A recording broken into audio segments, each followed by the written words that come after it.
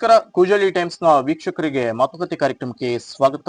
ಇವತ್ತು ನಮ್ಮ ಜೊತೆ ಇದ್ದಾರೆ ಖ್ಯಾತ ವಕೀಲರು ಹಾಗೂ ಸಾಮಾಜಿಕ ಹೋರಾಟಗಾರರು, ಬಿಜೆಪಿಯ ಹಿರಿಯ ಮುಖಂಡರಾದಂತಹ ನಾಗರಾಜ್ ನಾಯ್ಕ್ ಅವರು ನಮ್ಮ ಜೊತೆ ಇದ್ದಾರೆ. ಸರ್, ಕಾರ್ಯಕ್ರಮಕ್ಕೆ ಸ್ವಾಗತ. ನಮಸ್ತೆ ಸರ್, ಈಗ ನೀವು ನ್ಯಾಯಾಲಯದಲ್ಲಿ ಹೋರಾಟ ಮಾಡಬೇಕಾದಂತವ್ರು ಈಗ ನೀವು ಬೀದಿಯಲ್ಲಿ ಬಂದು ಹೋರಾಟ ಮಾಡ್ತಾ ಇದ್ರಿ. ಸರ್, ಈ ಬಗ್ಗೆ ಏನ್ ಹೇಳ್ತೀರಿ ಅಂತ? ನೋಡ್ರಿ, ಇದು we are in a democratic setup. ಪ್ರಜಾಪ್ರಭುತ್ವದ ವ್ಯವಸ್ಥೆಯಲ್ಲಿದ್ದೀವಿ. ಪ್ರಜಾಪ್ರಭುತ್ವ ಅಂತ ಹೇಳಿದ್ರೆ ಬೇಂದ್ರೆಯವರು ಒಂದ್ ಕಡೆ ಹೇಳ್ತಾರೆ, ಜನ ಸಾಮಾನ್ಯನಲ್ಲ ಅಂತ ಹೇಳಿ. ಅಂದ್ರೆ ಜನ ಅಸಾಮಾನ್ಯನೇ ಯಾವಾಗಲೂ ಪ್ರಜಾಪ್ರಭುತ್ವ ರಾಷ್ಟ್ರದಲ್ಲಿ. ಅದು ನೀವು ಚೀನಾದಲ್ಲೋ ಅಥವಾ ಯಾವುದೋ ಮತೀಯ ರಾಷ್ಟ್ರಗಳಲ್ಲೋ ಅಥವಾ ಇನ್ನಿತರ ಸರ್ವಾಧಿಕಾರಿ ರಾಷ್ಟ್ರಗಳಲ್ಲಿ ಅವನಿಗೆ ಪ್ರತಿಭಟನೆ ಹಕ್ಕಿರುವುದಿಲ್ಲ, ಅವನ ಮಾತಿಗೆ ಬೆಲೆ ಇರುವುದಿಲ್ಲ. ಕರೆಕ್ಟ್, ತಾವು ಹೇಳುದು. ನಾನೊಬ್ಬ ಜವಾಬ್ದಾರಿ ನ್ಯಾಯವಾದಿಯೂ ಹೌದು. ನ್ಯಾಯಾಲಯದಲ್ಲೂ ಸಹಿತ ನಾವು ಹೋರಾಟವನ್ನ ಮಾಡಬಹುದು, ಖಂಡಿತವಾಗಿ ಹೋರಾಟವನ್ನ ಮಾಡಬಹುದು. ನ್ಯಾಯಾಲಯದಲ್ಲಿ ಹೋರಾಟವನ್ನ ಮಾಡಿದಾಗ ನನ್ನ ಇಶ್ಯೂಗೆ ಸಂಬಂಧಪಟ್ಟ ಹಾಗೆ ನನಗೊಬ್ಬನಿಗೆ ನ್ಯಾಯ ಸಿಗ್ತದೆ. ಯಾಕಂದ್ರೆ ನನ್ನ ಕೇಸಿಗೆ ಸಂಬಂಧಪಟ್ಟ ಹಾಗೆ ನ್ಯಾಯವನ್ನ ಕೇಳ್ತಕ್ಕಂಥದ್ದು. ಆದ್ರೆ ಬೀದಿ ಬದಿಯ ಹೋರಾಟ ಇದೆಯಲ್ಲ, ಇದು ಜನರಿಗಾಗಿ ಕೇಳ್ತಕ್ಕಂಥದ್ದು. ಯಾವುದೇ ವಿಷಯವನ್ನ ವ್ಯಷ್ಟಿ ಮತ್ತು ಸಮಷ್ಟಿಯ ರೂಪದಲ್ಲಿ ನಾವು ಕಾಣಬೇಕು. ಈಗ ನ್ಯಾಯಾಲಯದಲ್ಲಿ ಕುಳಿತು ಹೋರಾಟ ಮಾಡುವುದು ಅಂತ ಹೇಳಿದ್ರೆ ನ್ಯಾಯಾಲಯದ ಒಳಗಡೆ ಅದು ವ್ಯಷ್ಟಿ, ಅದು ನನ್ನದು. ಬೀದಿಯಲ್ಲಿ ನಿಂತು ಹೋರಾಟ ಮಾಡುವುದು ಅಂತ ಹೇಳಿದ್ರೆ ಅದು ಸಮಷ್ಟಿ ಪ್ರಜ್ಞೆ, ಸಮಾಜದ ಬಗ್ಗೆ ಇರತಕ್ಕಂತಹದ್ದು. ಹಾಗಾಗಿ ಎಲ್ಲ ಹೋರಾಟಗಳು ರೂಪುಗೊಂಡಿದ್ದು ಎಲ್ಲಿ ಕೇಳಿದ್ರೆ, ಗೋಪಾಲ್ ಕೃಷ್ಣ ನಾಯ್ಕ್ ಅವರು ಹೇಳ್ತಾ ಇದ್ದಾರೆ ಏನಂತಂದ್ರೆ, ಕೇಸ್ ಆಗಿದ್ದು ಬೆಂಗಳೂರಲ್ಲಿರುವಂತಹ ಗೋಪಾಲ್ ಕೃಷ್ಣ ನಾಯ್ಕರ ಮೇಲೆ ಮತ್ತು ಹಾಗೂ ಅವರ ಫ್ರೆಂಡ್ಸ್ ಮೇಲೆ. ಆದ್ರೆ ಇವ್ರು ಯಾಕೆ ಇಲ್ಲಿ ಬಂದು ಹೋರಾಟ ಮಾಡ್ಬೇಕಾಗಿತ್ತು ಅಂತ ಕೇಳಿದ್ರು. ನೋಡ್ರಿ, ಒಂದು ಮನುಷ್ಯನಿಗೆ ಯಾಕೆ ಹೋರಾಟ ಮಾಡ್ಬೇಕಾಗಿತ್ತು ಅಂತ ಕೇಳೋದೇ ಅಪರಾಧ. ಯಾಕಂತ ಹೇಳಿದ್ರೆ ಒಬ್ಬನನ್ನ ವಿಮರ್ಶೆ ಮಾಡಬಾರದು, ಒಬ್ಬನ ವಿರುದ್ಧ ಹೋರಾಟ ಮಾಡಬಾರದು, ಒಬ್ಬನ ವಿರುದ್ಧ ಸೊಲ್ಲೆತ್ತಬಾರದು ಅನ್ನೋದಿದೆಯಲ್ಲ, ಇದು ಸರ್ವಾಧಿಕಾರಿ ಧೋರಣೆ. ಹಾಗಾಗಿ ಎಲ್ಲ ಹೋರಾಟಗಳು ಈ ದೇಶದಲ್ಲಿ ಜರುಗಿರುವಂತದ್ದು ಬೀದಿ ಬದಿಯಲ್ಲೇ. ಮಹಾತ್ಮ ಗಾಂಧಿ ಒಬ್ಬ ಲಾಯರು, ವಲ್ಲಭಾಯ್ ಪಟೇಲ್ ಒಬ್ಬ ಲಾಯರು, ಅನೇಕ ಲಾಯರು, ರಾಮಕೃಷ್ಣ ಹೆಗಡೆ ಒಬ್ರು ಲಾಯರು, ಬಂಗಾರಪ್ಪ ಒಬ್ರು ಲಾಯರು. ಅವರೆಲ್ಲ ಬೀದಿ ಹೋರಾಟ ಮಾಡ್ಲಿಲ್ವಾ? ಬೀದಿ ಹೋರಾಟದಿಂದ ಅನೇಕ ನ್ಯಾಯವನ್ನ ಸಾರ್ವಜನಿಕರಿಗೆ ಕೊಡಿಸ್ಲಿಲ್ವಾ ಅವರು? ಹಾಗಾಗಿ ಬೀದಿ, ಈಗ ನ್ಯಾಯಾಲಯದ ಒಳಗಡೆ ಹೋರಾಟ ಮಾಡಿದ್ರೆ ನನಗೆ ಸಂಬಂಧಿಸಿದ್ದು, ಬೀದಿಯಲ್ಲಿ ನಿಂತು ಹೋರಾಟ ಮಾಡಿದಾಗ ಮುಂದಾಗುವಂತ ಹಲ್ಲೆಗಳು, ಅಮಾಯಕರ ಮೇಲೆ ಆಗುವಂತ ದೌರ್ಜನ್ಯಗಳನ್ನ ತಡಿಲಿಕ್ಕೋಸ್ಕರ ಒಬ್ಬ ವಯಸ್ಸೆತ್ತುವ ಬೇಕಲ್ಲ. ಹಾಗಾಗಿ ಒಂದು ರೂಪಣೆಯನ್ನ ಮಾಡ್ಲಿಕ್ಕೆ ಅವಶ್ಯಕತೆ ಇದೆ ಬೀದಿ ಹೋರಾಟ. ಗೋಪಾಲ್ ಕೃಷ್ಣ ನಾಯ್ಕರು ಹೇಳ್ತಾ ಇದ್ರು ಏನಂತಂದ್ರೆ, ನಾನು ಆಣೆ ಪ್ರಮಾಣಕ್ಕೆ ಕೂಡ ಸಿದ್ಧನಾದಂತ ಸಂದರ್ಭದಲ್ಲಿ, ಅಲ್ಲಿ ಹೋದಂತ ಸಂದರ್ಭದಲ್ಲಿ ಪ್ರತಿಭಟನಾ ಸ್ಥಳದಿಂದ ನೀವು ಕಾಲ್ಕಿತ್ರಿ ಎನ್ನುವಂತ ಮಾತುಗಳನ್ನ ಅವ್ರು ಹೇಳ್ತಾ ಇದ್ದಾರೆ. ನೋಡ್ರಿ, ಈ ಸುಳ್ಳು ಅಂತ ಹೇಳುವುದು ಗೋಪಾಲ್ ಕೃಷ್ಣ ನಾಯ್ಕನ ಮನೆ ದೇವರು. ಈ ವಿಷಯ ವಸ್ತುವನ್ನ ತಿರುಚುವುದರಲ್ಲಿ ಒಂದು ಸಿದ್ಧಿ ಇದೆ ಅವನಿಗೆ, ಇಲ್ಲ ಅಂತಿಲ್ಲ. ಅವನಿಗೆ ಅಂದ್ರೆ ಬಿಳಿದನ್ನ ಖರೀದಿ ಮಾಡ್ಲಿಕ್ಕೆ, ಖರೀದನ್ನ ಬಿಳಿದ್ ಮಾಡಿ ಹೇಳಲಿಕ್ಕೆ ಅವನಿಗೆ ಅದೊಂಥರ ಸಿದ್ಧಿ. ಅಂದ್ರೆ ಜನರನ್ನ ನಂಬಿಸುವ ಹಾಗೆ ಹೇಳುವಂತದ್ದು. ಹೋರಾಟದ ಬಗ್ಗೆ ಒಂದು ಸ್ಥೂಲವಾದಂತ ವಿವರಣೆಯನ್ನ ನಿಮಗೆ ಕೊಟ್ಟೇ ಬಿಡಬೇಕು ಈ ಸಂದರ್ಭದಲ್ಲಿ. ನೋಡ್ರಿ, ಪೊಲೀಸ್ ಸ್ಟೇಷನ್ಗೆ ಒಂದಿಗೆಯಲ್ಲಿ ಆಗಿರುವಂತ ಇನ್ಸಿಡೆಂಟ್ ಎಲ್ಲ ನಿಮಗೆಲ್ಲ ಗೊತ್ತಿರತಕ್ಕಂಥದ್ದು. ಪೊಲೀಸ್ ಸ್ಟೇಷನ್ಗೆ ಬಂದೆ, ಕಂಪ್ಲೇಂಟ್ ದಾಖಲು ಮಾಡುವಂತ ಹೇಳಿದೆ. ಅಲ್ಲಿವರೆಗೆ ಗೋಪಾಲ್ ಕೃಷ್ಣ ನಾಯ್ಕನ ಇನ್ಫ್ಲೂಯೆನ್ಸ್ ಪೊಲೀಸ್ ಠಾಣೆಯ ಮೇಲೆ ಬಿದ್ದು ಬಿಟ್ಟಿದೆ. FIR ಮಾಡಂತ ಹೇಳಿದ್ರೆ ಮಾಡೋದಿಲ್ಲ, NC ಅಂತ ಮಾಡಿದ್ರು ನಾನು ಕೊಟ್ಟಂತ ಪ್ರಕರಣವನ್ನ. ನೋಡ್ರಿ, ಅಡ್ವೊಕೇಟ್ಸ್ ಪ್ರೊಟೆಕ್ಷನ್ ಆಕ್ಟ್ ನ ಉಲ್ಲಂಘನೆ ಆಗಿದೆ, ಅದು NC ಆಗುದಿಲ್ಲ. FIR ಆಗುವಂತ ಪ್ರಕರಣ ಅಂತ ಹೇಳಿದ್ರು ಸಹಿತ ಕೇಳಲಿಲ್ಲ. ಅದು ಬಿಟ್ಟು ನನ್ನ ಮೇಲೆ ಒಂದು ಸುಳ್ಳು ಪ್ರಕರಣವನ್ನ ದಾಖಲು ಮಾಡಿದ್ದಾರೆ. ಆ ಸಂದರ್ಭದಲ್ಲಿ ನಾನು ಕೊಟ್ಟಂತ ಪ್ರಕರಣದಲ್ಲಿ FIR ಆಗದೇನೆ, FIR ಯಾವಾಗ ಮಾಡಿದ್ದಾರೆ? ಮಾರನೇ ದಿನ ಮಾಡಿ ಕೊಟ್ಟಿದ್ದಾರೆ ನನಗೆ. ಗೋಪಾಲ್ ಕೃಷ್ಣ ನಾಯ್ಕರು ಅದನ್ನ ಗೊಂದಲಕ್ಕೇಡಿ ಮಾಡ್ತಾರೆ. ಅದೇ ದಿವಸ FIR ಮಾಡಿದ್ದಾರೆ.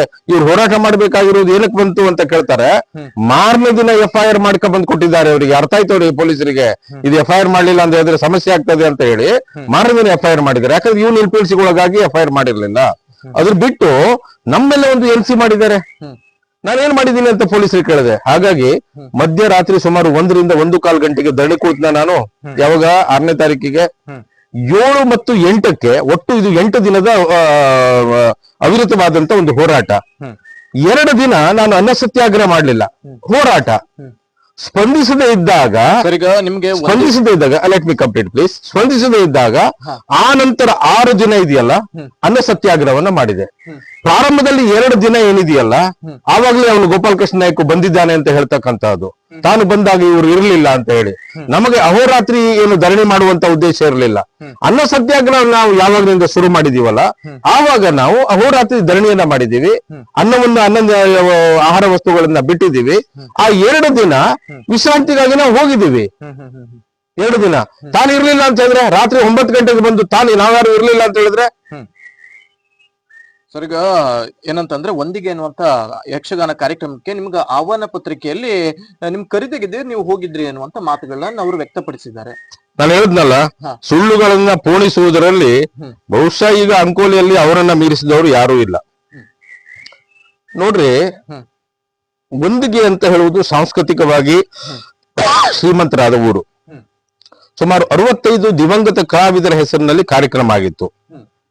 ನಾನು ಒಬ್ಬ ಯಕ್ಷಗಾನ ಕಲಾವಿದರಿಂದ ಕಾರ್ಯಕ್ರಮಕ್ಕೆ ಯಾರನ್ನೆಲ್ಲ ಗೆಸ್ಟ್ ಗಳನ್ನ ಕರಿಬೇಕು ಅಂತ ಹೇಳಿದಾಗ ನನ್ನನ್ನು ಕರಿಬೇಕು, ಇನ್ನು ಮತ್ತು 2-3 ಜನರನ್ನ ಕರೆದಿದ್ದಾರೆ. ಅದರೊಳಗೆ ಯಾವ ಇನ್ವಿಟೇಷನ್ ಗಳನ್ನು ಸಹಿತ ಮಾಡಲಿಲ್ಲ. ನನಗೆ ಹೇಳಿ ಕಳಿಸಿದ್ರು. ನನಗೆ ಹೇಳಿ ಕಳಿಸಾದ್ಮೇಲೆ ನನ್ನನ್ನು ಕರಿತೀರಾ ಅಂತ ಹೇಳಿದ ಕೂಡ್ಲೇನೆ ಈ ಗೋಪಾಲಕೃಷ್ಣನ ಚಿತಾವಣೆ ಮೇರೆಗೆ ಅವನ ಪಟಾಲಮ್ಮ ಹೋಗಿ ಸಂಘಟಕರಿಗೆ ಏನ್ ಹೇಳ್ತು, 2-3 ಜನ ನಾಗರಾಜ್ ನಾಯ್ಕರನ್ನ ಕರಿಬಾರದು. ಯಾಕೆ ಕರಿಬಾರದು? ಇಲ್ಲ, ಅವನು ಕರೆದ್ರೆ ಗೋಪಾಲಕೃಷ್ಣ ನಾಯ್ಕರನ್ನ ಕರಿಬೇಕು. ಗೋಪಾಲಕೃಷ್ಣ ನಾಯ್ಕ ಕಲಾವಿದ ಅಲ್ಲ, ಅವನಿಗೆ ಬೇರೆ ಯಾವ್ದಾದ್ರು ಕಾರ್ಯಕ್ರಮ ಕರೆಯೋಣ. ಇಲ್ಲ, ಅವನು ಕರೆದಿದ್ರೆ ಅಪಾಯ ಆಗ್ತದೆ ಆಮೇಲೆ ಅಂತ ಹೇಳಿ ಹೋಗಿದಾರಂತೆ. ಇಲ್ಲಿ ಇನ್ವಿಟೇಷನ್ ಮಾಡದಿದ್ದಾಗ ಇನ್ವಿಟೇಷನ್ ಅಲ್ಲಿ ಹೆಸರು ಬರುದು ಹೇಗೆ? ಎಲ್ಲ ಈ ಊರಲ್ಲೆಲ್ಲ ಯಕ್ಷಗಾನ ಆಗ್ತದೆ, ಎಲ್ಲ ಇನ್ವಿಟೇಷನ್ ಮಾಡಿ ಕರೀತಾರ. ಆಯ್ತು, ಸ್ವತಃ ಒಂದಿಗೆ ಊರಿನವರೇ ನನ್ನನ್ನ ಕರೆದಿದ್ದು ಅಂತ ಹೇಳಿ ಇವನ ಆಪಾದನೆಯ ನಂತರ ಎಲ್ಲ ಊರವರು ಬಂದು ಪೊಲೀಸರಿಗೆ ಸಹಿ ಮಾಡಿ ಮನವಿ ಕೊಟ್ಟಿದ್ದಾರೆ. ಸುಮಾರು 50ಕ್ಕಿಂತಲೂ ಹೆಚ್ಚಿನ ಜನ ಒಂದಿಗೆ ಯುವಕರು ಆ ಫೋಟೋಗಳನ್ನು ಕೊಡ್ತೀನಿ ನಿಮಗೆ. ನೀವು ಪೊಲೀಸ್ ಸ್ಟೇಷನ್ ಅಲ್ಲಿ ಇವತ್ತು ಹೋಗಿ ಕೇಳಿ ಒಂದಿಗೆ ಅವರು ಏನು ರಿಪ್ರೆಸೆಂಟೇಷನ್ ಕೊಟ್ಟಿದ್ರು ಅಂತ ಕೇಳಿ. ಹಾಗಾಗಿ ಪ್ರತಿ ಹೆಜ್ಜೆಗೆ ಸುಳ್ಳು ಹೇಳ್ತಾನೆ, ಪ್ರತಿ ಹೆಜ್ಜೆಗೆ ಜನರಿಗೆ ದಿಕ್ಕು ತಪ್ಪಿಸ್ಲಿಕ್ಕೆ ನೋಡ್ತಾನೆ. ಈಗ ಅವನಿಗೆ ಏನಾಗಿದೆ ಅಂದ್ರೆ ಈ ಪ್ರತಿಭಟನೆಯಿಂದ ಜನ ತಿರಸ್ಕರಿಸಲಿಕ್ಕೆ ಶುರು ಮಾಡಿದ್ದಾರೆ, ತೇಪೆ ಹೆಚ್ಚು ಕೆಲಸ ಮಾಡ್ತಾ ಇದ್ದಾನೆ. ಸರ್, ಈಗ ಪ್ರತಿಭಟನೆ ಕೂಡ ನೆನಪಾಯ್ತು. ಏನಂತಂದ್ರೆ ನಿಮ್ಮ ಪ್ರತಿಭಟನೆಗೆ ಜನವೇ ಈ ಲೋಕಲ್ ಜನ ಸೇರ್ತಾ ಇಲ್ಲ, ಬೇರೆ ತಾಲೂಕಿನವರು ಸೇರ್ತಾ ಇದ್ರು ಎನ್ನುವಂತ ಮಾತುಗಳನ್ನು ಅವರು ವ್ಯಕ್ತಪಡಿಸಿದ್ರು. ಇದಕ್ಕೆ ಏನ್ ಹೇಳ್ತೀರಿ ಅಂತ? ಇದು ಮಹಾ ಸುಳ್ಳುಗಳಲ್ಲಿ ಒಂದು. ಯಾಕಂತ ಹೇಳಿದ್ರೆ, ನಾನು 6ನೇ ತಾರೀಕಿಗೆ ಮಧ್ಯರಾತ್ರಿ ಧರಣಿ ಕೂತಂತ ಸಂದರ್ಭದಲ್ಲಿ, ಅಂದ್ರೆ 7ನೇ ತಾರೀಕು ಸಾಮಾನ್ಯ ಮುಂಜಾನೆ 1 ಗಂಟೆ ಆಗ್ತದೆ. ಆವಾಗ ಮಧ್ಯರಾತ್ರಿ ದಾಟಿದ ನಂತರ 1 ಗಂಟೆ. ಆವಾಗಲೇ ಒಂದಿಗೆ ಗ್ರಾಮಸ್ಥರು 50ಕ್ಕಿಂತ ಹೆಚ್ಚಿನ ಜನ ಬಂದು ಸೇರಿದ್ದಾರೆ. ಪೊಲೀಸರ ಹತ್ರ ಬಂದು ಅಸಹನೆಯನ್ನು ಸಹಿತ ವ್ಯಕ್ತಪಡಿಸಿದ್ದಾರೆ. ನಮ್ಮೂರಿಗೆ ಇವರನ್ನ ಕರೆಸ್ಕೊಂಡು ಅವರಿಗೆ ನಾವು ಇನ್ಸಲ್ಟ್ ಮಾಡುವಂಗಾಯ್ತು. ಮೇಲಾಗಿ ನನ್ನ ಮೇಲೆ ಮತ್ತೆ ಅವ್ರೂರ 4-5 ಜನರ ಮೇಲೆ, ಪಾಪ ನನ್ನನ್ನು ಸ್ಟೇಷನ್ ಕಳಿಸ್ಕೊಡಕ್ ಬಂದವರು, ಅವ್ರ ಮೇಲೆ ನೀವು ಪ್ರಕರಣ ದಾಖಲು ಮಾಡ್ಬೇಕಂತ ಅವರೇ ಕೇಳಿದ್ದಾರೆ.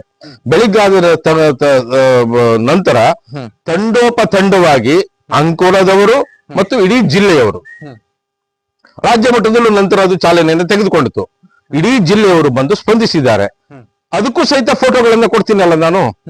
ಅವನೇನು ಬಾಯಿ ಮಾತಿನಲ್ಲಿ ಹೇಳ್ತೀನಲ್ಲ, ನಾನು ಅದಕ್ಕೆ ಕಾಗದ ಪತ್ರನ ಸಾಕ್ಷ್ಯ ಕೊಡ್ತೀನಿ, ಫೋಟೋಗಳನ್ನು ಕೊಡ್ತೀವಿ, ವಿಡಿಯೋ ಕೊಡ್ತೀವಿ. ಹೌದು, ಮಧ್ಯಾಹ್ನ 2 ಗಂಟೆ ಸಂದರ್ಭದಲ್ಲಿ ಊಟಕ್ಕೆ ಹೋದಾಗ ಒಂದು 25 ಜನ 30 ಜನ ಇರಬಹುದು. ನಂತರ ಬಂದು ಸೇರ್ಕೊಂಡಿದ್ದಾರೆ.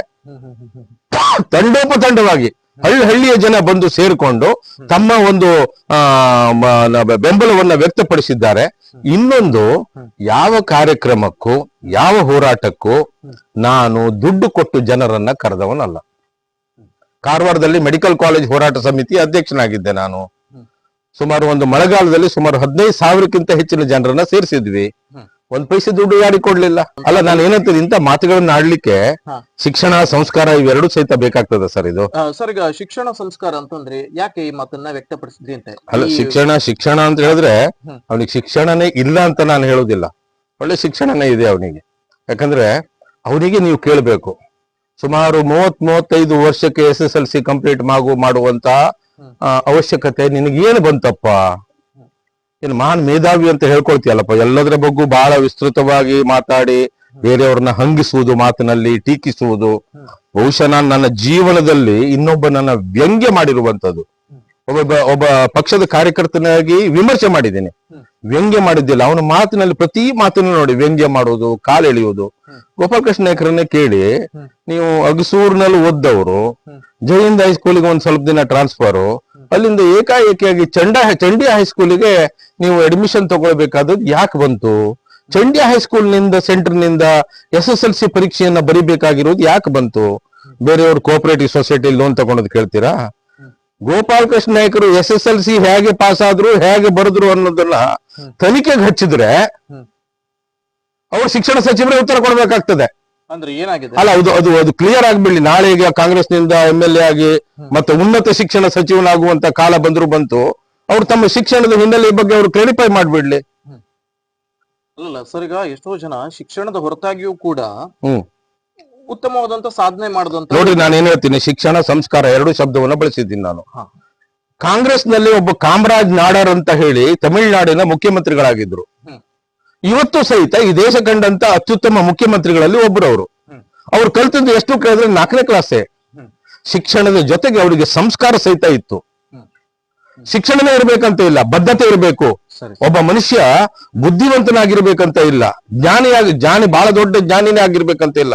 ಅವನಿಗೆ ಬದ್ಧತೆ ಬೇಕು, ಸಮಾಜದ ಬಗ್ಗೆ ಕಳ್ಕಳಿ, ಅಥವಾ ನಾನು ಏನ್ ಮಾತನಾಡ್ತಾ ಇದ್ದೀನಿ, ಈ ಮಾತು ಎಷ್ಟು ಸತ್ಯ ಇದೆ, ಈ ಮಾತಾಡೋದ್ರಿಂದ ಯಾರಿಗೆ ನೋವಾಗ್ಬೋದು, ಯಾರಿಗೆ ನೋವಾಗದೆ ಇರ್ಬೋದು, ಇವುಗಳ ಪ್ರಜ್ಞೆ ಇರಬೇಕು. ಅದಕ್ಕಾಗಿ ಹೇಳುದು ಶಿಕ್ಷಣದ ಜೊತೆಗೆ ಸಂಸ್ಕಾರವಿರಬೇಕು. ಗೋಪಾಲಕೃಷ್ಣ ನಾಯ್ಕು ಕಡಿಮೆ ಕಲ್ತಾನೆ ಹೆಚ್ಚು ಕಲ್ತಾನೆ ಅಂತ ಮಾನದಂಡದಿಂದ ಅಳೆದು ನೋಡುವಂತ ಗುಣ ನನ್ನದಲ್ಲ. ಇವನು ಬೇರೆಯವ್ರನ್ನ ಕೆದಕ್ತಾನಲ್ಲ, ನೀನು SSLC ಪಾಸ್ ಆಗಿದ್ದೆ ಹೇಗಪ್ಪ? ಅಗಸೂರು ಟು ಇದು ಏನು ಸೂಪ್ರೋಮ್ಸೋ ಅಂತ ಹೇಳ್ತಾರಲ್ಲ, ಹಂಗೆ ನೀನು ಅಗಸೂರದಿಂದ ಅಂಕೋಲಾ ಬಂದು ಅಂಕೋಲಾದಿಂದ ಚಂಡಿಯಾಕ್ ಹೋಗಿ ಅಲ್ಲಿ ಎಕ್ಸಾಮಿನೇಷನ್ ಪಾಸ್ ಆಗುವಂತದ್ದು 35 ವರ್ಷಕ್ಕೆ SSLC ಅನ್ನ, ಆ ಪರಿಸ್ಥಿತಿ ಏನ್ ಬಂತಪ್ಪ ನಿನಗೆ?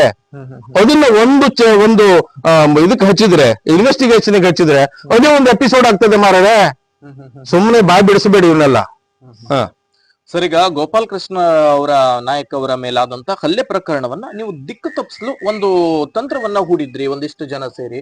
ಅದರಲ್ಲಿ ನಾಗರಾಜ್ ನಾಯ್ಕ್ ಅವರು ಈಗ ಪ್ರತಿಭಟನೆ ರೂಪದಲ್ಲಿ ಅದನ್ನ ಡೈವರ್ಟ್ ಮಾಡ್ತಿದ್ದಾರೆ ಎನ್ನುವಂತ ಗಂಭೀರವಾದಂತ ಆರೋಪಗಳು ಕೇಳಿ ಬರ್ತಿದೆ. ಸರ್, ಇದಕ್ಕೆ ಏನ್ ಹೇಳ್ತೀರಿ? ಗಂಭೀರ ಆರೋಪ ಅಂದ್ರೆ ಗೋಪಾಲ್ ಕೃಷ್ಣ ನಾಯ್ಕ್ ಅಂದೇ ಬರೋದು, ಮತ್ತೆ ಯಾರ ಆರೋಪನೂ ಅಲ್ಲ. ಅವರೇ ಮಾಡಿದ್ರು. ಹೌದು, ಅವನು ಅಥವಾ ಅವನ ಪಟಾಲಮ್ಮ, ಅವನ ಆಸ್ಥಾನದ ಘನ ವಿದ್ವಾಂಸರು ಯಾರು ಹೇಳಿರ್ಬೋದು, ಬಿಟ್ರೆ ಮತ್ತಾರು ಇದನ್ನ ಹೇಳಲಿಕ್ಕೆ ಸಾಧ್ಯ ಇಲ್ಲ. ಈಗ ನಾನೇನಂತ ಹೇಳ್ತೀನಿ ಅಂದ್ರೆ, ಗೋಪಾಲ್ ಕೃಷ್ಣ ನಾಯಕರ ಮೇಲೆ ಹಲ್ಲೆ ಆಗಿರುವಂತ ಇದನ್ನ ಗಮನವನ್ನ ಬೇರೆಡೆ ತಿರುಗಿಸಬೇಕಾಗಿರುವಂತ ಅನಿವಾರ್ಯತೆ ನಮಗೇನುಂಟ್ರಿ? ನೀವು ಸಮಾಜದಲ್ಲಿ ದಿಕ್ಕನ್ನ ಬೇರೆ ಕಡೆಗೆ ತಿರ್ಸ್ಬಹುದು, ಕೋರ್ಟ್ ನಲ್ಲಿ ತಿರ್ಗಿಸ್ಲಿಕ್ಕೆ ಆಗ್ತದ್ಯಾ? ಕೋರ್ಟ್ ನಡೀತಕ್ಕಂತ ಕೋರ್ಟ್ ಅನ್ಕೊಡು ನೆನಪಾಯ್ತು. ಈಗ ಮೊನ್ನೆ ಪ್ರತಿಭಟನೆಯಲ್ಲಿ ನಿಮ್ ಜೊತೆ ಬಂದು ಕೂತ್ಕೊಂಡಂತವ್ರು, ಅವ್ರ ಮೇಲೆ ಒಂದು FIR ಆದಂತವ್ರು, ಅವ್ರ ಕುಟುಂಬಸ್ಥರು ಅವರೇ ಬಂದು ಕೂತ್ಕೊಂಡಿದ್ದಾರೆ ಅನ್ನುವಂತ ಮಾತುಗಳನ್ನ ವ್ಯಕ್ತಪಡಿಸಿದ್ದಾರೆ. ಏನ್ ಹೇಳ್ತೀರಿ ಅಂತ? ಅದಕ್ಕೂ ಉತ್ತರ ಕೊಟ್ಟು, ನಾವು ಸಮಾಜದಲ್ಲಿ ಡೈವರ್ಷನ್ ಮಾಡಬಹುದು, ಕೋರ್ಟ್ ನಲ್ಲಿ ಡೈವರ್ಷನ್ ಮಾಡಕ್ ಆಗ್ತದ? ಕೋರ್ಟ್ ನಡೀತಕ್ಕಂತಹದ್ದು BNSS, CRPC, ಹಳೆ CRPC ಇದಾದ್ರೆ ಎವಿಡೆನ್ಸ್ ಆಕ್ಟ್, ಇದ್ರ ಪ್ರಕಾರ ಕೋರ್ಟ್ ನಡೀತದೆ ಹೊರತು ನಾಗರಾಜ್ ನಾಯ್ಕ ಈ ಕಡೆ ದಿಕ್ ತಿರುಗಿಸ್ದ, ಇವ್ರು ಆ ಕಡೆ ದಿಕ್ ತಿರುಗಿಸ ಅದ್ರ ಮೇಲೆ ನಡೆಯುವುದಿಲ್ಲ. ಅಂದ್ರೆ ಗೊಂದಲ ಯಾಕೆ ಆಗ್ತದೆ? ಜನ ಅನುಕೂಲ, ಜನ ಪ್ರಜ್ಞಾವಂತರಿದ್ದಾರೆ, ನಾನ್ ಯಾಕೆ ದಿಕ್ ತಿರುಗಿಸ್ಬೇಕು? ಈಗ ನಾನು ಒಂದು ಕೇಳ್ತೀನಿ, ಹೌದಪ್ಪ ನಾ ದಿಕ್ ತಪ್ಪಿಸ್ದಿ ಅಂತ ತಿಳ್ಕೊಳ್ಳಿ. ಗೋಪಾಲ್ ಕೃಷ್ಣ ನಾಯ್ಕನ ಮೇಲೆ ಈಗಾಗ್ಲೇ 5-6 ಪ್ರಕರಣಗಳಿದಾವಲ್ಲ. ಒಂದಿಗೆ ಅಂತ ಊರು, ಸಭ್ಯ ಊರು, ಎಲ್ಲ ಹುಡುಗರು ಬಹಳ ಒಳ್ಳೆ ಫ್ರೆಂಡ್ಸ್ ಆಗಿದ್ರು. ಆ ಫ್ರೆಂಡ್ಸ್ ಅಲ್ಲಿ ಜಗಳ ಹಚ್ಚಿ ಅದರಲ್ಲಿ 2-3 ಜನರಿಗೆ ಚಿತಾವಣೆ ಕೊಟ್ಟು, ಪಾಪ ದುಡ್ಕೊಂಡ್ ತಿಂತ ಇದ್ದಂತ ಒಂದು ಹುಡುಗನ ಮನೆಯೊಳಗೆ ಹೋಗಿ ಅವ್ನ ಹೆಂಡತಿ ಮತ್ತು ಸಣ್ಣ ಮಗು ಇದೆ ತಲೆ ಮೇಲೇನೋ ಹೊಡೆದು, ಇವರೇ ಮಾಡಿಸಿರೋದು ಗೋಪಾಲ್ ಕೃಷ್ಣ ನಾಯ್ಕ. 307 ಕೇಸ್ ಮಾಡಿಸಿ, ಆಮೇಲೆ ಅವರನ್ನ ಬಚಾವ್ ಮಾಡ್ಲಿಕ್ಕೆ ಸೂರಜ್ ನಾಯ್ಕ್ ಅನ್ನೋರು ಗಾಡಿ ತಂದು, ಇವೆಲ್ಲ CCTV ಅಲ್ಲೆಲ್ಲ ರೆಕಾರ್ಡ್ ಆಗಿದ್ದನ್ನೆಲ್ಲ ಡಿಲೀಟ್ ಮಾಡಿಸಿ. ಹಾಗಿದ್ರೆ ಆಗ್ಲೂ ಗೋಪಾಲ್ ಕೃಷ್ಣ ನಾಯ್ಕರ ಮೇಲೆ ಪ್ರಕರಣನ ನಾವೇ ಡೈವರ್ಟ್ ಮಾಡಿಸಿದ್ದ? ಪುರುಷೋತ್ತಮ್ ನಾಯ್ಕ್ ಅನ್ನೋನ ಮೇಲೆ ಇದೇ ಕಾಂಗ್ರೆಸ್ಸಿಗರು ಅವ್ರ ಮೇಲೆ ಹಲ್ಲೆ ಮಾಡಿಸಿದ್ದು, ಇದು ನಾವು ಡೈವರ್ಟ್ ಮಾಡಿಸ್ಲಿಕ್ಕೆ ಅಥವಾ ಪ್ರಚೋದನೆ ಕೊಡ್ಲಿಕ್ಕೆ ಬಂದ್ವ? ಬೇರೆ ಯಾವ್ದು ಬೇಡರಿ. ವಸಂತ ಮಾಣಿಗೌಡ ಅಂತ ಹೇಳಿ ಅಗಸೂರದವರು ಊರವರು, ಅವ್ರ ಮೇಲೆ ಪಾಪ ಬಡ ಹಾಲಕ್ಕಿ ಕುಟುಂಬಕ್ಕೆ ಸೇರಿದಂತವ್ರ ಮೇಲೆ ಗುಂಡಿನ ಪ್ರಯೋಗ ಮಾಡಿದ್ರಲ್ಲ.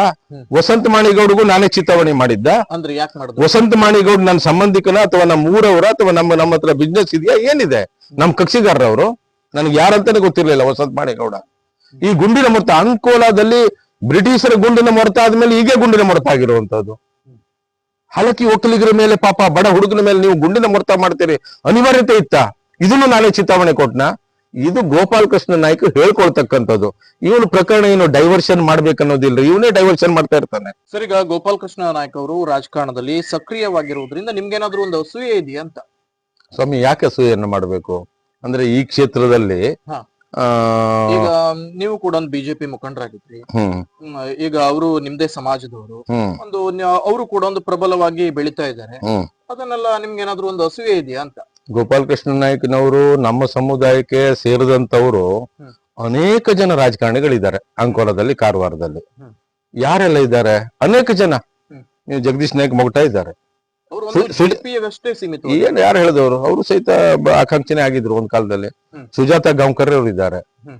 ಆಯ್ತಾ? ಹ್ಮ್. GM ಶೆಟ್ಟಿ ಇದ್ದಾರೆ, ಅವರು ನಮ್ಮ ಸಮುದಾಯಕ್ಕೆ ಸೇರಿದವರು. ಹ್ಮ್. ಆಯ್ತಾ? ಅನೇಕ ಜನರು ಇದ್ದಾರೆ. ಹ್ಮ್. ಅವ್ರು ಬಿಟ್ಟು ನಾವು ಜಾತಿ ಯಾಕೆ ನೋಡ್ತೀರಿ? ಜಾತಿ ಆಚೆ ಹ್ಮ್. ಅನೇಕ ಜನ ಇದ್ರು. ಹ್ಮ್. ದಿವಂಗತ ರಮಾನಂದ ನಾಯ್ಕರು ಆಗಿ ಹೋಗಿದ್ದಾರೆ ಪಾಪ. ಹ್ಮ್. ಸತೀಶ್ ಶೈಲ್ ಅವರು ಇದ್ದಾರೆ, ಆನಂದ ಸ್ನೋಟಿಕರ್ ಇದ್ದಾರೆ, ರೂಪಾಲಿ ನಾಯ್ಕರು ಇದ್ದಾರೆ. ಹ್ಮ್. ಏನ್ ಅವ್ರ ಮೇಲೆಲ್ಲ ಅಸೂಯೆ ಮಾಡ್ತಾ ಇದ್ದೀವ ನಾವು?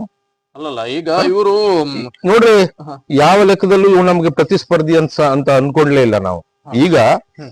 ಖಂಡಿತವಾಗಿ ಅವನನ್ನ ವಿರೋಧ ಮಾಡೋದು ಹೌದು. ಈ ಸಂದರ್ಭದಲ್ಲಿ ನಾನು ಒಪ್ಕೊಳ್ತೇನೆ. ಹ್ಮ್. ಯಾಕೆ ಒಪ್ಕೊಳ್ತೀನಿ ಅಂತ ಇದ್ರೆ, ಗೋಪಾಲಕೃಷ್ಣ ನಾಯಕನ ಒಂದು ವ್ಯಕ್ತಿತ್ವ, ಒಂದು ವ್ಯಕ್ತಿಯನ್ನ ನಾವು ಯಾವಾಗಲೂ ಸಹಿತ ಅವನು ವಿರೋಧಿಸುದಿಲ್ಲ. ಈಗಲೂ ಗೋಪಾಲಕೃಷ್ಣ ನಾಯಕರಿಗೆ ಹೇಳ್ತೀನಿ, ನಿಮ್ ಗುಣ ಚೇಂಜ್ ಮಾಡ್ಕೊಳ್ಳಿ. ನೀವು ಸ್ವಲ್ಪ ಸಜ್ಜನಿಕೆಯನ್ನ ಕಲೀರಿ, ಸ್ವಲ್ಪ ಸಂಯಮವನ್ನ ಕಲೀರಿ, ಜನರ ಜೊತೆ ತಗ್ಗು ಬಗ್ಗು ಹೋಗುವಾಗೆ ಮಾಡಿ. ನೀನೊಬ್ಬನೇ ಶ್ರೇಷ್ಠ ಅನ್ನುವಂಥದ್ದು ಬಿಟ್ಟು ಬಿಡಿ. ಒಂದು ಮರಕ್ಕಿಂತ ಇನ್ನೊಂದು ಮರ ಎತ್ತರ ಇರ್ತವೆ. ಜನರಿಗೆ ಹಾಗಾಗಿ ಅವನು ಒಂದು ಪ್ರತಿಸ್ಪರ್ಧಿ ಎನ್ನುವಂತ ಯಾವ ಭಾವನೆಯೂ ನಮಗಿಲ್ಲ. ಅವನು ಒಳ್ಳೆ ಗುಣಗಳನ್ನ ಇಟ್ಟುಕೊಂಡು ಅವನು MLA ಆಗಲಿ, MP ಆಗಿ, ಮಂತ್ರಿ ಆಗಿರ್ಲಿ, ನಮ್ಗೆ ಸಂತೋಷನೇ ಆಗಿತ್ತು. ಆದ್ರೆ ಅದು ಇಲ್ಲವಲ್ಲ ಅನ್ನೋದೇ ದೊಡ್ಡ ದುಃಖ ಅಷ್ಟೇನೆ. ಸರ್, ಈಗ ಬಾಸ್ಕೋಟದ ಒಂದು ಸಹಕಾರ ಸೊಸೈಟಿಯಲ್ಲಿ ನೀವು ಒಂದು ಸಾಲವನ್ನು ತೆಗೆದುಕೊಂಡು ಒಂದು ಮನೆ ನಿರ್ಮಾಣ ಕಾರ್ಯ ಬೆಂಗಳೂರಿನಲ್ಲಿ ಮಾಡಿದ್ರಿ ಅನ್ನುವಂತ ಒಂದು ಆರೋಪ ಕೇಳಿ ಬಂದಿದೆ. ಸರ್, ಇದಕ್ಕೆ ಏನ್ ಹೇಳ್ತೀರಿ ಅಂತ? ಸ್ವಾಮಿ, ಹ್ಮ್. ಸಹಕಾರಿ ಬ್ಯಾಂಕ್ನಲ್ಲಿ ಸಾಲ ತಗೊಳ್ಳೋದು ಒಳ್ಳೇದು, ಜಿಲೆಟಿನ್ ಕಚ್ಚಿ ಅಕ್ರಮವಾಗಿ ಹಣ ಸಂಪಾದಿಸೋದು ಒಳ್ಳೇದು? ಯಾವ್ದು ಒಳ್ಳೇದು? ಸಾಲ ತಗೊಳ್ಳೋದು ಈ ದೇಶದಲ್ಲಿ ತಪ್ಪ? ಇಲ್ಲ ಇಲ್ಲ ಸಹಕಾರಿ ಬ್ಯಾಂಕ್ಗಳಲ್ಲಿ ಸಾಲ ತಗೊಳ್ಳೋದು ತಪ್ಪ? ಇಲ್ಲ, ಸಹಕಾರ ಸ್ವಾಮಿ, ಹ್ಮ್.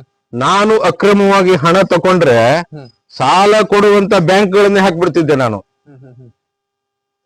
ಅಂದ್ರೆ ಬ್ಯಾಂಕ್ ಹಾಕಿದವರೆಲ್ಲ ಅಕ್ರಮ ಮಾಡಿದಾರೆ ಅಂತ ಅರ್ಥ ಅಲ್ಲ. ಅದ್ರ ಅರ್ಥ, ಹ್ಮ್. ನಾನು ಅಕ್ರಮಗಳನ್ನ ಮಾಡಿದ್ರೆ ಹ್ಮ್. ನಾನು ಬೇಕಾಬಿಟ್ಟಿ ಹಚ್ಚುತ್ತಿದ್ದೆ. ನನ್ನ 1 ರೂಪಾಯಿಯು, ದಯವಿಟ್ಟು ಕೇಳ್ಬೇಕಿಲ್ಲಿ, ಹ್ಮ್. ನನ್ನ 1 ರೂಪಾಯಿಯೂ ಸಹಿತ ಹ್ಮ್. ನನ್ನ ಬೆವರಿನಿಂದ ಬಂದ ಹಣ. ನನ್ನ ಮನೆಯೊಳಗೆ ಒಂದೇ 1 ರೂಪಾಯಿ ಅಕ್ರಮ ಹಣ ಇಲ್ಲ ಅಂತ ಹೇಳಿ ಗೋಪಾಲಕೃಷ್ಣ ನಾಯ್ಕ ನೀನ್ ಹಣೆ ಮಾಡ್ತೀಯಲ್ಲ, ನಾನು ಹೇಳ್ತೀನಿ ಒಂದೇ 1 ರೂಪಾಯಿ ಅಕ್ರಮ ಹಣ ಇಲ್ಲ ಅಂತ ಹೇಳಿ ಅವನು ಕರ್ಕೊಂಡು ಹೋದ್ ದೇವಸ್ಥಾನದ ಮೇಲೆ ನಾನು ದೇವ್ರ ಮೇಲೆ ಕೈ ಮಾಡಿ ಹಾಕ್ತೇನೆ.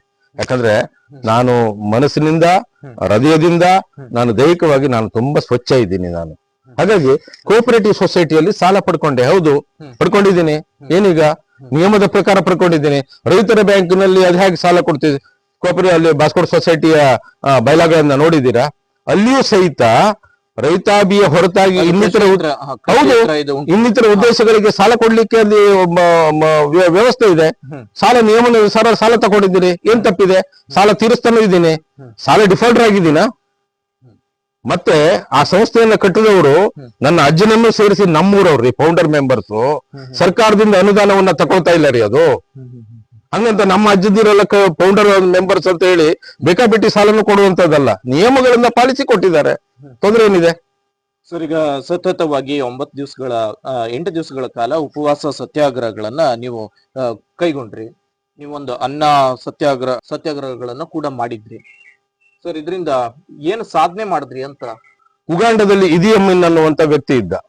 ಅವ ಮನುಷ್ಯರನ್ನೇ ತಿಂತಿದ್ನಂತೆ. ಇಡೀ ದೇಶದ ಜನರು ಅವನಿಗೆ ಭಯಭೀತಿಗೆ ಒಳಗಾಗಿದ್ರು.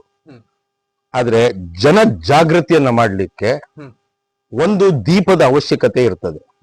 ದೀಪ ನಾಡನ್ನೆಲ್ಲ ಬೆಳಗ್ತದೆ ಅನ್ನುವಂತಹ ಒಂದು ನಂಬಿಕೆ ನನಗಿಲ್ಲ. ಆದ್ರೆ ಸುತ್ತಮುತ್ತಲಿನ ಪ್ರದೇಶವನ್ನ ಖಂಡಿತವಾಗಿ ಬೆಳಗ್ತದೆ. ಇವತ್ತು ನಾನು ಧ್ವನಿ ಎತ್ತಿದ್ದೀನಿ, ಮತ್ತೆ ಇನ್ನಿತರ ಜನನು ಸಹಿತ ಧ್ವನಿ ಎತ್ತುತ್ತಾರೆ. ನಮ್ಮ ನಿರಶನದಲ್ಲಿ ಅನೇಕರು ಬಂದು ಆಪಾದನೆಗಳನ್ನ ಮಾಡಿ ಹೋಗಿದ್ದಾರೆ. ನಾನೊಬ್ಬನೇ ಆಪಾದನೆ ಮಾಡಿದ್ದೀನ? ಅವ್ರಿಗೆ ಖಂಡಿತ ಮಾಡಿದ್ದಾರೆ. ಬೀರಮ್ಮ ನಾಯ್ಕ ಅಂತ ಹೇಳುವವರು ತನ್ನನ್ನ ಸ್ಕೂಲ್ನಿಂದ ಹೇಗೆ ವ್ಯವಸ್ಥಿತವಾಗಿ ಹೊರಗೆ ಹಾಕಲಾಯಿತು ಅನ್ನೋದನ್ನ ಹೇಳಿದಾರ?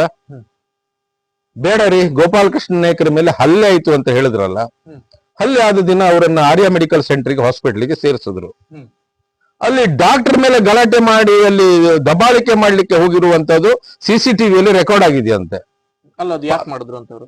ಯಾಕೆ ಮಾಡಿದ್ರು ಅಂತ ಹೇಳಿದ್ರೆ ಪಾಪ ಅವ್ರೇನೋ ಟೆಕ್ನಿಕಾಲಿಟಿ ಹೇಳಿದ್ದಾರೆ. ಅಂದ್ರೆ ಇದು ಮೆಡಿಕಲ್ ಲೀಗಲ್ ಕೇಸು, ಅದೇನೋ ಕಾಗದ ಪತ್ರಗಳನ್ನ ಮಾಡ್ಕೋಬೇಕಾಗ್ತದೆ.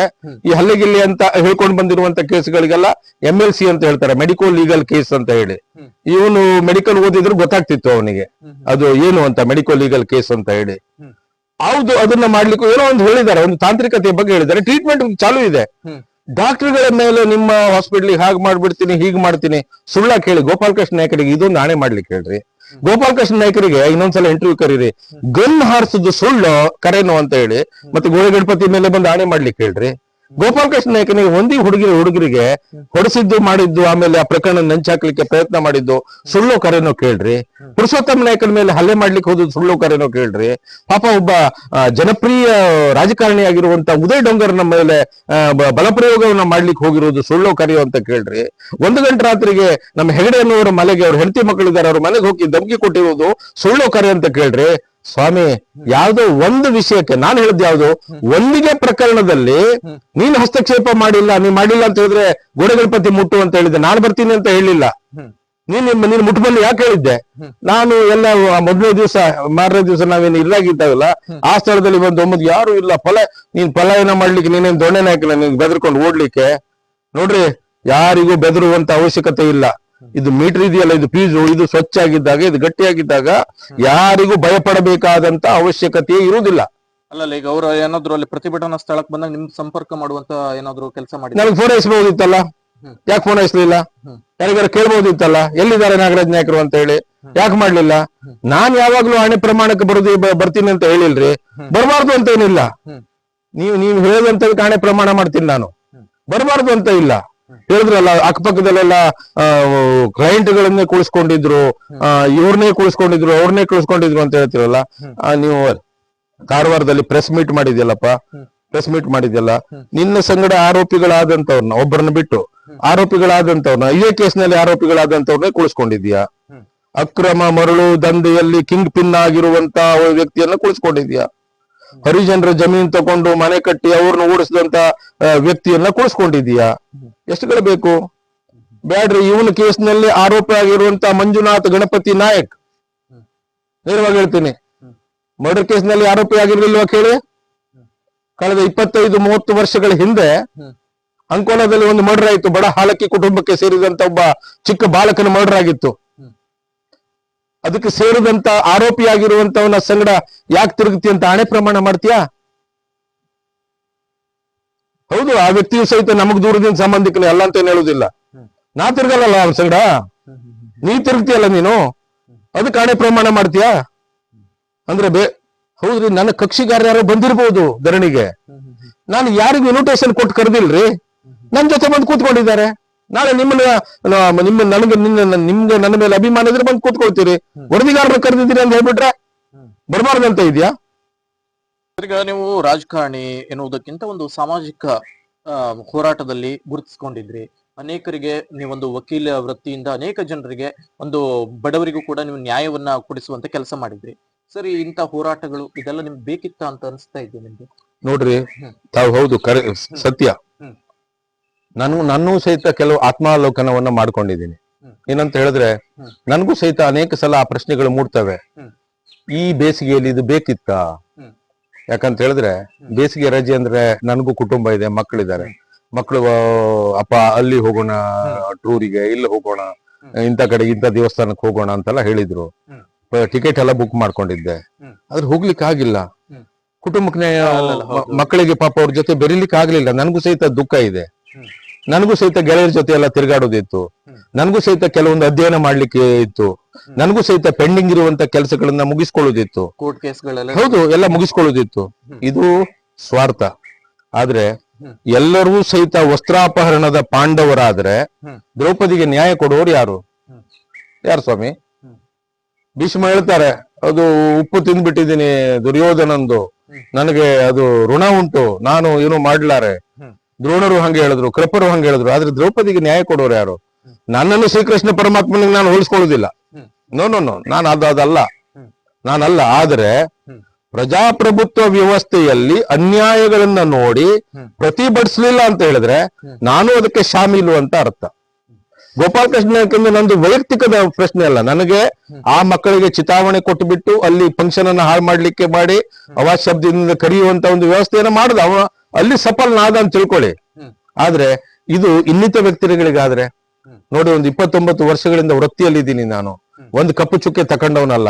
ನನ್ನಂತವನಿಗೆ ಬಹಿರಂಗ ಸಭೆಯಲ್ಲಿ ಆ ರೀತಿ ಕೂಗುವಂತ ಈ ಕೀಳ್ಮಟ್ಟಕ್ಕೆ ಗೋಪಾಲಕೃಷ್ಣ ನಾಯಕ್ ನೀನ್ ಇಳಿತಿ ಅಂತ ಹೇಳಿದ್ರೆ, ಮುಂದೆ ಇದೇ ನಿನ್ನ ಪ್ರವೃತ್ತಿ ಆದ್ರೆ ನೀನು ರಾಜಕಾರಣ ಏನ್ ಮಾಡುವ? ನೀನು ಈ ಕ್ಷೇತ್ರಕ್ಕೆ ಯಾವ ಒಂದು ಒಂದು ಒಂದು ಸಂದೇಶವನ್ನು ಕೊಡ್ಲಿಕ್ಕೆ ಹೊರಟಿದ್ಯಾ?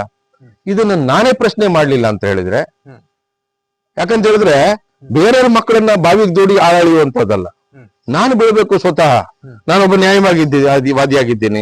ಹೋರಾಟವನ್ನು ಇದೇ ಮೊದಲು ಮಾಡ್ತಕ್ಕಂಥದ್ದಲ್ಲ. ಅನೇಕ ಸಾಮಾಜಿಕ ಹೋರಾಟಗಳನ್ನ ಮಾಡಿರುವಂತ ಅನುಭವ ಇದೆ. ನನಗೂ ಸಹಿತ ಸಾಕಷ್ಟು ವಯಸ್ಸಾಗಿದೆ.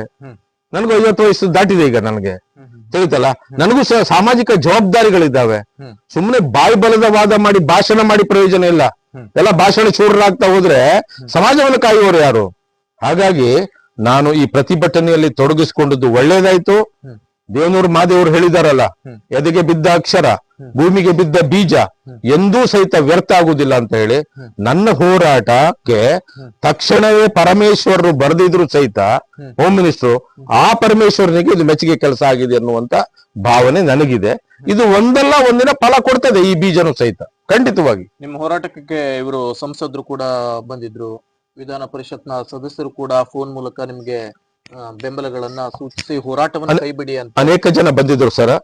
ಆದ್ರೆ ಬಹಳ ಸಂತೋಷ ಅಂತ ಹೇಳಿದ್ರೆ, ನನ್ನ ಪಕ್ಷ ನನ್ನನ್ನ ಬಹಳ ಪ್ರಬಲವಾಗಿ ಬೆಂಬಲಿಸಿದ್ರು. ಪಕ್ಷಕ್ಕೆ ಅನಂತ ಧನ್ಯವಾದಗಳನ್ನು ಹೇಳ್ತೀನಿ. ಸಂಸದರಾದಿಯಾಗಿ ನಮ್ಮ ವಿಶ್ವೇಶ್ವರ ಕಾಗೇರಿಯವರು, ದಿನಕರ್ ಶೆಟ್ಟರು, ನಮ್ಮ ಜಿಲ್ಲಾಧ್ಯಕ್ಷರು, ಮತ್ತೆ ಅನೇಕ ಪ್ರಮುಖರು, ಸಂಕನೂರ್ ಅವರು, ಹೀಗೆ ಅನೇಕರು, ಎಲ್ಲರೂ ಸಹಿತ ವಿವಿಧ ಸ್ತರಗಳಿರುವಂತಹ ಬಿಜೆಪಿ ಕಾರ್ಯಕರ್ತರು ಎಲ್ಲರೂ ಬಂದ್ರು. ಆದ್ರೆ ಈ ಹೋರಾಟವನ್ನ ನಾನು ಪಕ್ಷಾತೀತವಾಗಿ ಮಾಡಿದ್ದೆ ಸರ್. ನಾನು ಇದರಲ್ಲಿ ಕಾಂಗ್ರೆಸ್ಸಿಗರು ಸಹಿತ ಬಂದ್ರು, ಇದರಲ್ಲಿ ಜೆಡಿಎಸ್ ನವರು ಬಂದ್ರು, ಸೂರಜ್ ನಾಯ್ಕರು ಕುಮಟಾದಿಂದ ಬಂದ್ರು, ಅನೇಕ ಜೆಡಿಎಸ್ ನಾಯಕರು ಬಂದ್ರು. ಪಕ್ಷಾತೀತವಾಗಿ ಮಾಡಿದ್ದೆ. ಇಲ್ಲಿ ಬೆಂಬಲಿಗರು ಹೆಚ್ಚಿನ ಪ್ರಮಾಣದಲ್ಲಿ ಬಿಜೆಪಿಯವರು ಬಂದಿರಬಹುದು. ಆದ್ರೆ ಎಲ್ಲ ಪಕ್ಷದಲ್ಲಿರ್ತಕ್ಕಂಥ ಒಳ್ಳೆಯವರು ಎಲ್ಲರೂ ಕೂಡಿ ಈ ಒಂದು ಹೋರಾಟವನ್ನ ಬೆಂಬಲಿಸಿದ್ದಾರೆ. ನನಗೆ ಬಹಳ ಸಂತೋಷ ಆಗಿದೆ.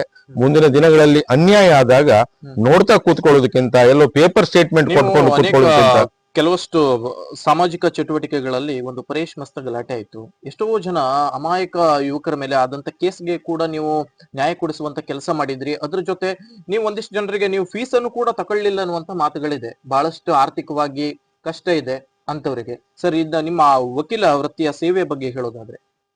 ಇಲ್ಲ, ನಾನು ನಿಮಗೊಂದು ಹೇಳ್ತೀನಿ. I have considered my client as my bread ಗಿವರ್.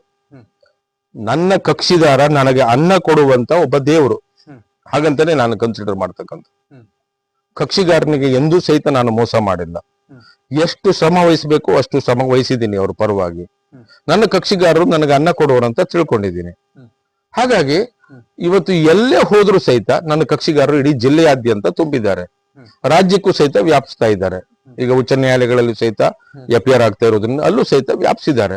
ಹಾಗಾಗಿ ಕಕ್ಷಿಗಾರಿಗೆ ನ್ಯಾಯ ಕೊಟ್ಟಿದ್ದೀನಿ. ಈ ಪ್ರೊಫೆಷನ್ ಬಹಳ ಖುಷಿ ಕೊಟ್ಟಿದೆ, ಈ ಪ್ರೊಫೆಷನ್ ಜ್ಞಾನ ಕೊಟ್ಟಿದೆ, ಈ ಪ್ರೊಫೆಷನ್ ಧೈರ್ಯ ಕೊಟ್ಟಿದೆ, ಈ ಪ್ರೊಫೆಷನ್ ಸಂವಿಧಾನಾತ್ಮಕವಾಗಿ ವಿವೇಚನೆ ಮಾಡುವಂತ ಒಂದು ಅಧಿಕಾರ, ಒಂದು ಒಂದು ಒಂದು ವಿಚಾರಧಾರೆಯನ್ನ ನನಗೆ ಕೊಟ್ಟಿದೆ. ಪ್ರೊಫೆಷನ್ ಬಗ್ಗೆ ಬಹಳ ಸಂತೋಷದಿಂದಿದ್ದೀನಿ. ಹಾಗಾಗಿ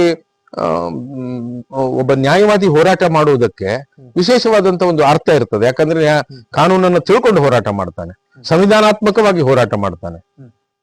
ಅರ್ಥ ಆಯ್ತಾ? ಸುಪ್ರೀಂ ಕೋರ್ಟ್ ಹೇಳಿದೆ, ಶಾಂತಿಯುತವಾದಂತ ಬೀದಿ ಬದಿಯಲ್ಲಿ ಕುಳಿತು ಶಾಂತಿಯುತವಾಗಿ ಪ್ರತಿಭಟನೆ ಮಾಡುವುದು, ಬೇರೆಯವ್ರಿಗೆ ಉಪದ್ರವ ಕೊಡದೆ ಪ್ರತಿಭಟನೆ ಮಾಡುವಂತಹದ್ದು ಇಟ್ಸ್ ಎ ಲೀಗಲಿ ರಿಕಾಗ್ನೈಸ್ಡ್ ಪ್ರತಿಭಟನೆ ಅಂತ ಹೇಳಿದೆ. ಆ ಪ್ರಕಾರ ಎಲ್ಲೂ ಸಹಿತ ಕಾನೂನನ್ನು ಮುರಿದಿಲ್ಲ. ಇಷ್ಟು ಹೊತ್ತುಗಳ ಕಾಲ ಒಂದು ತಮ್ಮ ಅನಿಸಿಕೆಗಳನ್ನ ವ್ಯಕ್ತಪಡಿಸಿದ್ರು. ಹಾಗೆ ಅವರ ಸಾಮಾಜಿಕ ಜೀವನ ಹಾಗೂ ಮೊನ್ನೆ ನಡೆದಂತಹ ಘಟನೆಯ ಬಗ್ಗೆ, ಒಂದು ಪ್ರತಿಭಟನೆಯ ರೂಪುರೇಷ ಯಾಕೆ ಹಮ್ಮಿಕೊಂಡ್ರು ಅದ್ರ ಬಗ್ಗೆ ಒಂದಿಷ್ಟು ಸವಿಸ್ತಾರವಾಗಿ ಮಾಹಿತಿಗಳನ್ನ ಕೂಡ ನಮ್ಮ ಜೊತೆ ಹಂಚಿಕೊಂಡಿದ್ದಾರೆ. ಸರ್, ನಿಮ್ಮ ರಾಜಕೀಯ ಜೀವನ ಹಾಗೂ ನಿಮ್ಮ ವಕೀಲ ವೃತ್ತಿ ಜೀವನ ಇನ್ನೂ ಮುಂದಿನ ದಿನಗಳಲ್ಲಿ ಇನ್ನೂ ಕೂಡ ಶುಭವಾಗ್ಲಿ ಅಂತ ಹೇಳಿ ನಮ್ಮ ಕೂಜಳ್ಳಿ ಟೈಮ್ಸ್ ನ ಪರವಾಗಿ ನಿಮ್ಗೆ ಶುಭ ಹಾರೈಕೆಗಳು. Thank you. ಇದಾಗಿತ್ತು ಖ್ಯಾತ ವಕೀಲರು ಹಾಗೂ ಬಿಜೆಪಿಯ ಮುಖಂಡರು ಹಾಗೂ ಸಾಮಾಜಿಕ ಹೋರಾಟಗಾರರಾದಂತಹ ನಾಗರಾಜ್ ನಾಯ್ಕ್ ಅವರ ಜೊತೆ ನಮ್ಮ ಮಾತುಕತೆ. ಮುಂದಿನ ಸಂಚಿಕೆಯಲ್ಲಿ ಮತ್ತೊಬ್ಬ ಅತಿಥಿಯೊಂದಿಗೆ ನಿಮ್ಮನ್ನ ಭೇಟಿಯಾಗ್ತೀನಿ. ಕೂಜಳ್ಳಿ ಟೈಮ್ಸ್ ಯಾವುದು ಶಾಶ್ವತವಲ್ಲ. ಕುತೂಹಲಕಾರಿ ಮಾಹಿತಿಗಾಗಿ ಕೂಜಳ್ಳಿ ಟೈಮ್ಸ್ ಚಾನೆಲ್ಗೆ ಸಬ್ಸ್ಕ್ರೈಬ್ ಆಗಿ, ಪಕ್ಕದಲ್ಲಿರುವ ಬೆಲ್ ಐಕಾನ್ ಅನ್ನ ಪ್ರೆಸ್ ಮಾಡಿ.